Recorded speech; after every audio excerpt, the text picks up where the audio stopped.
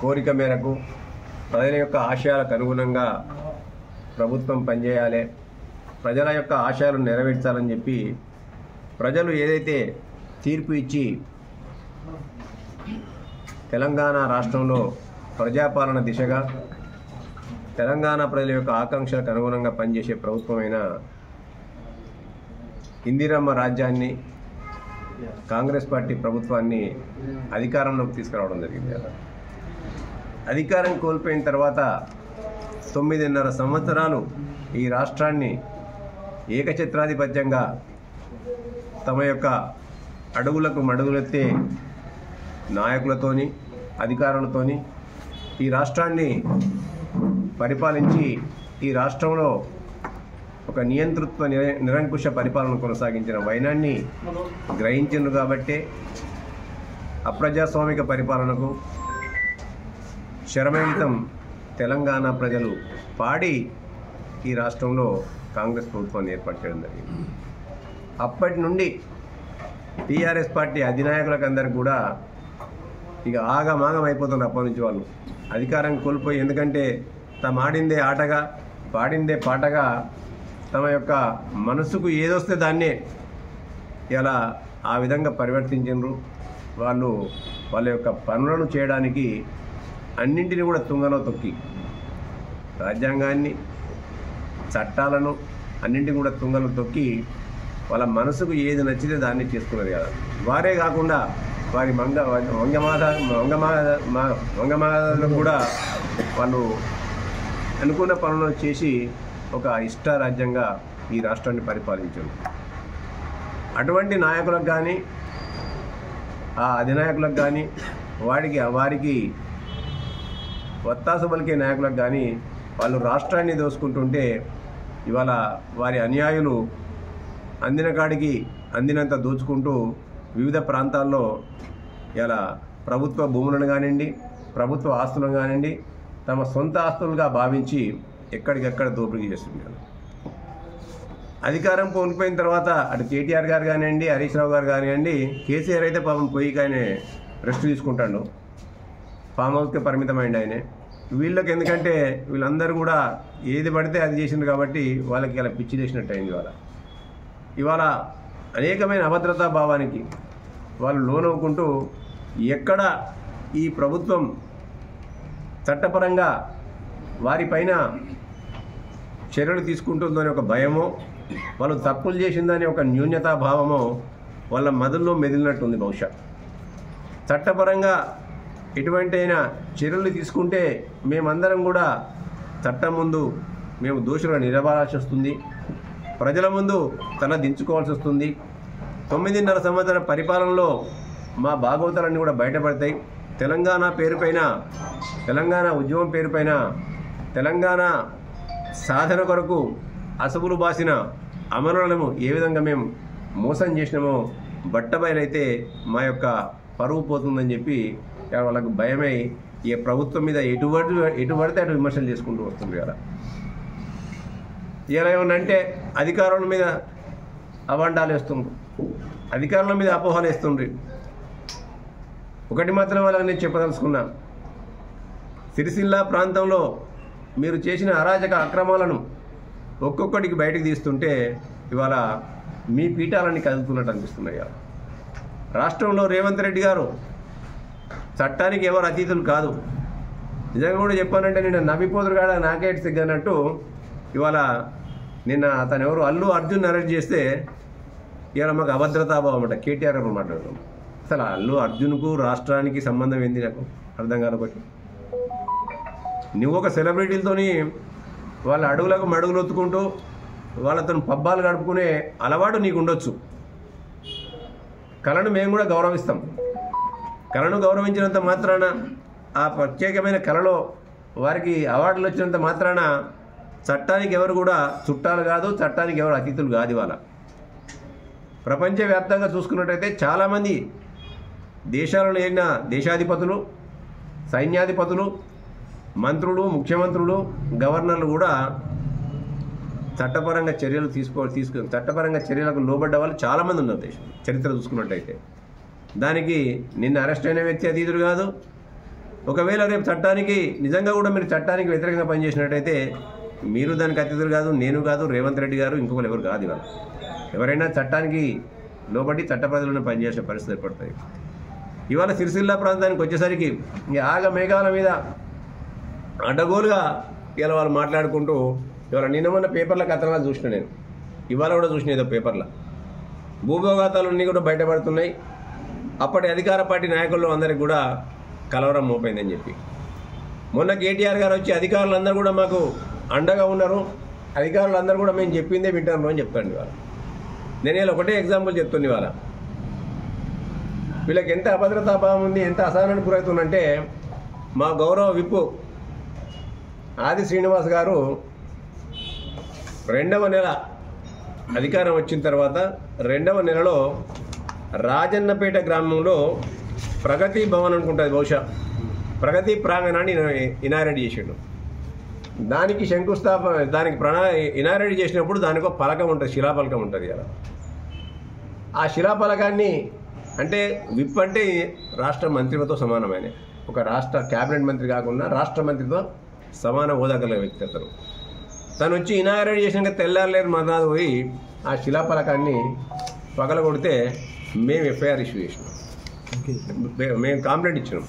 Complaint చేస్తే 9/2/24 నాడు complaint చేస్తే ఇంతవరకల్లా దోషుల వరకు కూడా ఎవరు కూడా ఇక్కడ ఉన్న పోలీసు యంత్రాంగం ఇంతవరకు కూడా ఇక్కడైతే యంత్రాంగం మేమైతే రిక్రూట్ చేయాలి ఆ వారిని. ఈ ప్రభుత్వమైనాక ఆ ఎస్పీ గారు మారలే, ఆ ఎస్పీ గారే కంటిన్యూ అవుతుండ్రు.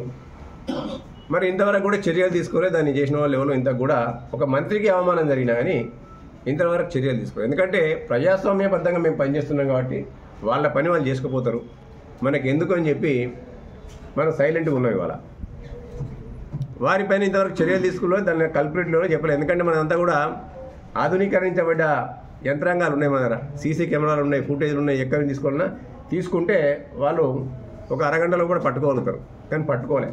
వాళ్ళ కంప్లైంట్ని బుక్ చేయాలి. అదే మాదిరిగా మొన్నటికి మళ్ళీ అదే ఆది శ్రీనివాస్ గారు, మా విప్పు గారు, గంభీరపేట మండలం, ఇదేమో ఎల్లారెడ్డిపేట మండలం, రాజన్నపేట గ్రామం. మొన్నటికి మొన్న ఆది శ్రీనివాస్ గారు గోరంటాల గ్రామంలో, గంభీరపేట మండలం గోరంటాల గ్రామంలో కాజ్వే పైన ఒక కాజ్వే నిర్మాణానికి 64 లక్షల కోట్ల రూపాయలు ప్రభుత్వం మంజూరు చేసింది. ఎందుకంటే వ్యవసాయదారులకు కష్టమవుతుందని చెప్పి లోతువాగా ఉంటుంది అక్కడ.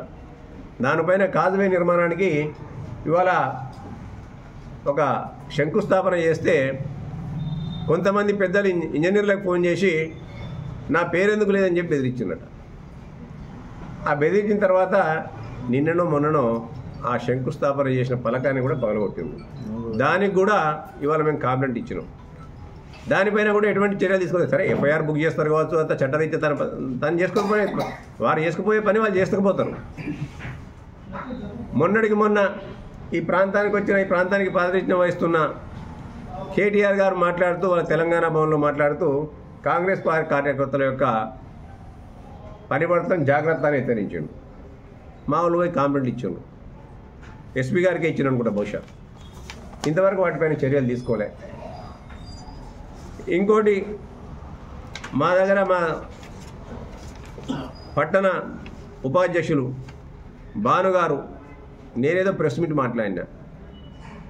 మాట్లాడినప్పుడు నేనేం మాట్లాడలే. ప్రెస్ మీట్లో వాళ్ళకున్న ఎక్స్పీరియన్స్ నేను మాట్లాడినా, వాళ్ళు చేసే పనుల గురించి నేను మాట్లాడితే అవన్నీ కూడా పేపర్లలో ప్రచురితమైంది. వాటికి వీటిని యాడ్ చేస్తే దానికి యాడ్ చేసి పెడితే తన ఇంటికి మనుషులను పంపించి సీసీ కెమెరాల్లో ఫుటేజ్లలో అన్నీ కూడా రికార్డ్ అయి ఉన్నాయి. పంపించి నన్ను బెదిరించిండ్రు, అని అంత చూస్తామని చెప్పి బెదిరించిండ్రు, అక్కడ ఉన్న వాళ్ళతోనే అన్నారు అని చెప్పి భాను అని మా టౌన్ ఉపాధ్యక్షులు, మా అధ్యక్షుల వారితో వీళ్ళందరితో పోయి కంప్లైంట్ ఇస్తే అది 9/12 నాడు ఇచ్చింది. ఇంతవరకు కూడా వాళ్ళ మీద ఎటువంటి యాక్షన్ తీసుకోలే. చట్టం నిజంగానే అధికారులు మా చెప్పు చేతుల్లో ఉన్నట్టయితే, అధికారాన్ని మేము దుర్వినియోగం చేసినట్టయితే మేము నిజంగా కూడా ఎస్పీ గారును, సిఐ గారును అందరినీ కూడా బలవంతంగా ఎందుకు చేయలేదు తీసుకొచ్చి కూర్చుని ఉంటాం. మీ మాదిరి మేము చేయదలుచుకోలే, చట్టాన్ని మా చుట్టాగా మేము వివరించదలుచుకోలే. వాళ్ళకున్న పనుల ఒత్తిళ్ల వలనో వాళ్ళకున్న పనుల వలనో వాళ్ళ పనులు వాళ్ళు చేసుకుపోతారు. ఇలా మేము అధికారం ఉండగానే, అధికారం ఎంతకాలం ఎవరికి శాశ్వతం కాదు. వాళ్ళ అధికారం అధికారం ఉన్నదని విరవివాస పని అంతకంటే మాకు లేదు. ఇవాళ అధికారులు వాళ్ళ పనులు వాళ్ళు చేసుకుపోతారు, వాళ్ళ సౌలభ్యాన్ని బట్టి వాళ్ళు చేసుకుపోతారు. ఇవాళ అదే మాదిరిగా మా గోని ఎల్లప్ప గారు కూడా ఇచ్చిండ్రు, కార్యకర్తలు ఉన్నది నాకు ప్రాణభయం ఉన్నది, కార్యకర్తలందరినీ కూడా బెదిరిస్తున్న వాళ్ళని చెప్పి ఇవ్వడం జరిగింది. అలా వారిపైన కూడా ఎటువంటి చర్య తీసుకోలేదు. అది 29/11 నాడు ఇచ్చాడు. ఇవన్నీ ఇచ్చినప్పుడు కూడా మేమేమి అధికారులకు ఫోన్ చేసి వీళ్ళని అరెస్ట్ చేయండి, వాళ్ళని అరెస్ట్ చేయండి అని మేము చెప్పట్లే. ఇవాళ నిజంగా కూడా మీ హయాంలో రాత్రికి రాత్రులు అరెస్ట్ చేసిండ్రు, లేని కేసులు పెట్టిండ్రు. ఇవాళ ఇటువంటి విధంగా కేవలం ఏదో అన్నారు ఎవరినో కొట్టి మొగసాలకు ఎక్కినట్టు ఇలా మీకు మీరుగా అభద్రతాభావానికి గురై మీ తప్పులకు మీరు న్యూన్యతాభావంతో భావై మీరు చేసిన తప్పులను కూడా మీకు ఒక్కొక్కటి కూడా తెలిసి వస్తుంది, బండారం బయటపడుతుంది, మా బతుకంతా కూడా బజారు పాలవుతుంది అని చెప్పి మీరు ఆలోచించుకొని ఇలా ముందు జాగ్రత్తగా మీరు చేస్తున్న అసత్యమైన ఆరోపణలు తప్ప ఇంకొకటి కాదు. ఇవాళ మేము ముందే చెప్తున్నాం, ఎస్పీ గారు మీ ఆయన కూడా రిక్రూట్ అయిందే, అధికారులు వాళ్ళు ఎవరైనా వాళ్ళ పనులు వాళ్ళు చేసుకొని పోతారు. ఇవాళ 2 సంవత్సరాలు ఉంటారు. ఒకసారి అధికారం ఒకసారి వచ్చిందంటే 2 సంవత్సరాల టర్మ్ కంప్లీట్ చేసుకుంటారు, తర్వాత నచ్చితే ఉంటారు, లేకుంటే రొటీన్గా ట్రాన్స్ఫర్ అయ్యి అవుతుంటాయి అవి. అంతే తప్ప ఈ ఎస్ఐ నాకు ఉండాలి, ఈ సిఐ నాకు ఉండాలి, మేము ఎవరికి ఫోన్ చేయట్లేదు, ఎవరికి మేము అట్లా చేసినట్టయితే ఇదివరకు చాలామంది అరెస్ట్ కావాలి. మరి ఇవాళ మేము చెప్తుంది ఏంటంటే అధికారులు కూడా విజ్ఞతతో పనిచేయాలి. ఏదో అధికారంలో ఉన్నది ప్రభుత్వ ఒత్తులకు లొంగు కావాలని మేము అనట్లేదు ఎవరిని కూడా. కేవలం కేటీఆర్ గారు వారి యొక్క అనుయాయులు వారి యొక్క బండారం బయటపడుతుంది, వాళ్ళ అవినీతి బయటపడుతుంది అని ఒక ఆలోచనతో ఇవాళ వాళ్ళు ఇటువంటి ఒక దురుద్దేశపూరితమైన అసత్యమైన ఆరోపణలు చేసుకుంటూ మా మీద అటాక్ చేస్తే offence is better than defence అని చెప్పి ముందే చేస్తాను. ముందే మేము అటాక్ చేస్తే అయిపోద్ది మాకెందుకు అని చెప్పి ఎన్ని అటాకులు చేసినా మీరు అధికారంలో ఉన్నప్పుడే మీ తాటాకు తప్పులు భయపడలే. ఇవాళ మేమెందుకు భయపడతామయ్యా? ఎందుకంటే న్యాయం కొరకు పనిచేస్తాం, ప్రజల కొరకు పనిచేస్తాం, చట్టబద్ధంగా పనిచేస్తాం, చట్టానికి లోబడి పనిచేస్తాం. ఇవాళ అల్లు అర్జున్ అరెస్ట్ చేస్తే భూకంపాలు పోయినాయి ఏదో సృష్టించినట్టు కేటీఆర్ ఆయన అల్లు అర్జున్ ఉన్న టీఆర్ఎస్ మెంబరా? ఆయన ఒక పొలిటికల్ పార్టీకి ప్రాతినిధ్యం వహించి ఆయన పొలిటికల్ పార్టీని లీడ్ చేస్తే మేము అభద్రతాభావానికి గురైనాం. ఇవాళ నిజంగా చెప్పానంటే నీ ద్వంద్వనీతి బయటపడ్డది. తెలంగాణ ఉద్యమ సమయంలో సినిమాలు రిలీజ్ కాకుండా ఈ ఆంధ్ర ఫిలిం స్టార్లు అందరూ కూడా వెళ్ళిపోవాలి, ఇక్కడ ఉన్న పద్మాలయ స్టూడియోసు, అన్నపూర్ణ స్టూడియోసు, రామానాయుడు స్టూడియోసు ఇవన్నింటినీ కూడా ఆ భూములు మేము లాక్కుంటాం, మా అవసరాలకు మేము వాడుకుంటామని చెప్పి ఆ ఓడదాడ దాకా ఓడదాడిన తర్వాత బోడమల్లప్ప చందంగా మీ యొక్క వైఖరిని మార్చుకొని తెలంగాణ రాష్ట్రంలో తెలంగాణ రాష్ట్రం ఏర్పడిన తర్వాత వారితో చెట్టపట్టాలు వేసుకొని వాళ్ళతో లోపాయకారి ఒప్పందాలు చేసుకొని వాళ్ళ అంటగాగింది మీరని చెప్పి ఇలా మేము అంటున్నాం. ఇలా లగిచర్ల గురించి మాట్లాడతాను. ఇలా లగిచర్ల గురించి మేము ప్రజాపాలన ఉంది కాబట్టి చట్టం తన పని చేసుకోవాలి కాబట్టి ఇన్సిడెంట్ ఎప్పుడైతే గౌరవ ముఖ్యమంత్రి రేవంత్ రెడ్డి గారి నోటీస్కి వచ్చిందో ఇమ్మీడియట్గా ఆఫీసర్లు సస్పెండ్ చేయడం జరిగింది. మేము ఒక విజ్ఞతతో పనిచేస్తాం, ఒక విజన్తో పనిచేస్తాం. చట్టానికి ఎవరు చుట్టారు కాదని చెప్పడానికి పనిచేసాం కదా, ఇమ్మీడియట్గా పనిచేసాం. మీ హయాంలో నేరల ఘటన జరిగితే దానికి బాధ్యుడైన ఎస్పీ గారిని ఏం చేసినారో మీరు ప్రమోషన్ ఇచ్చి పంపించారు.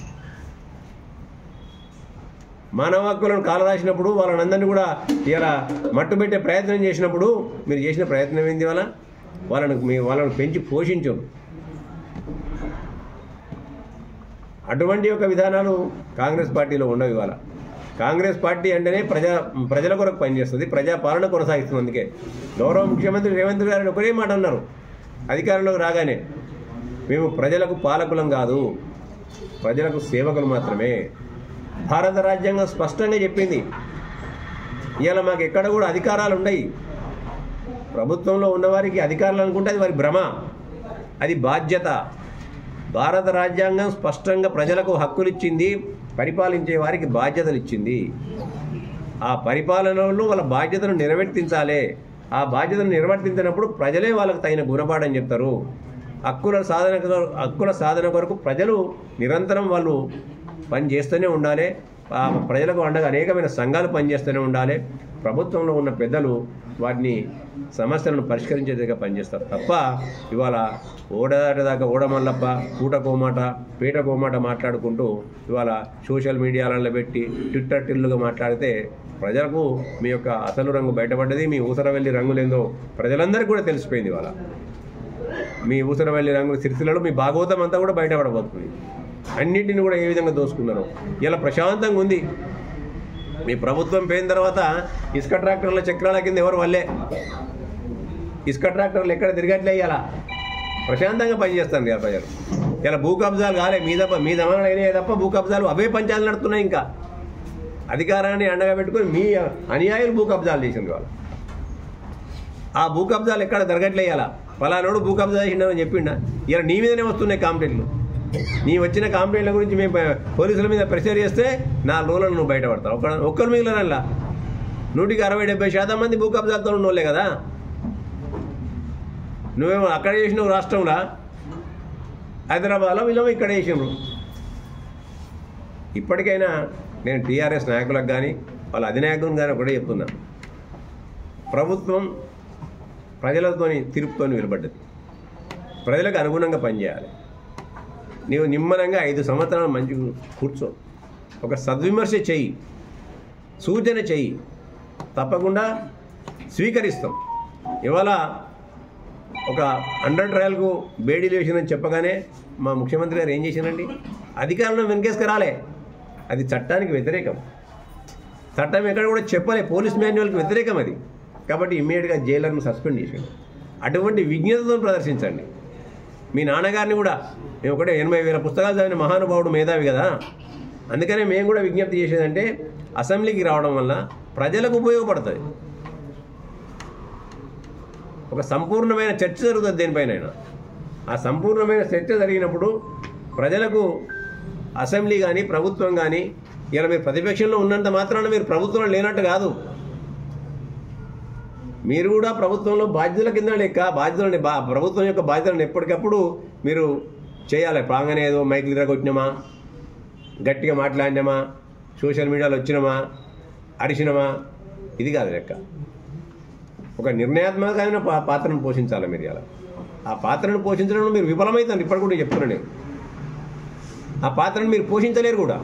ఎందుకంటే మీకు ఇలా అధికారం కోల్పోయిన తర్వాత మీ విజ్ఞతను కోల్పోయాను మీరు. ఇలా ఇప్పటికైనా నేను భగవంతుని ప్రార్థిస్తున్నా, విజ్ఞతను మీకు ఇవ్వాలని కోరుకుంటున్నాను నేను. ఇలా ప్రజల కొరకు, మీ కొరకు కాదు నేను చెప్పేది. తెలంగాణ ప్రజలు ఏదైతే ఆశించి తెలంగాణ రాష్ట్రాన్ని సాధించుకున్నారో ఆ ఆశలకు అనుగుణంగా తెలంగాణ రాష్ట్రం పనిచేయాలని చెప్పి ఆ భగవంతుడు మీకు ఆ విజ్ఞతను ప్రదర్శించాలని కోరుకుంటున్నాను.